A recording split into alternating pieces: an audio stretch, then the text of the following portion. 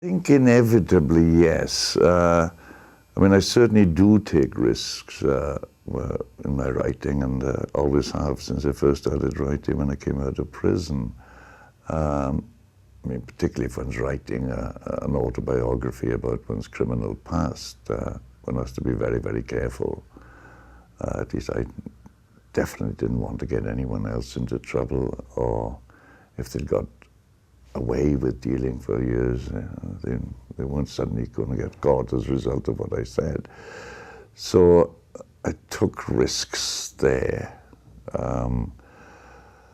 Because even though I would change the names and everything, it might not have been enough to ensure that the identity of the person could never be found. So I felt I was taking a risk to some extent then by endangering other people, even though my intention was not to do so. It was hard to say, well, he's definitely not going to get into any trouble.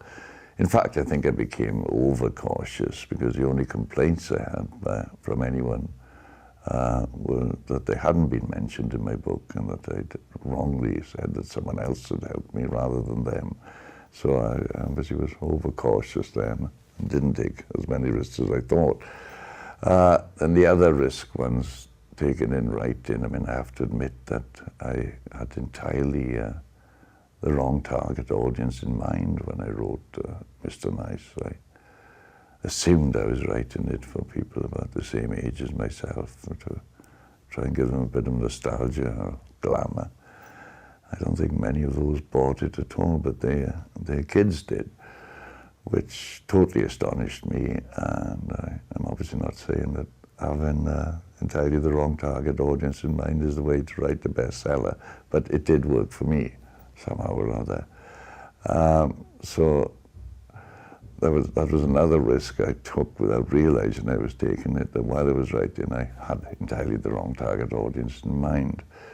So it wasn't a knowing risk, I thought I had the right target audience in mind. And after the success of my first book, I quickly took a job as a columnist for Loaded, which was a magazine for badly behaved boys, really, that was one of the first sort of lads magazines ever to be published.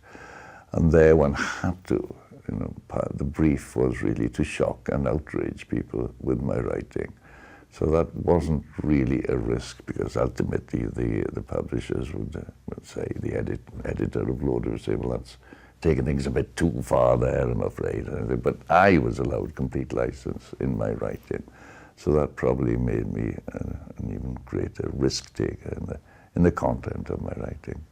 Not in the correctness of the grammar. I've always been fairly anal about that.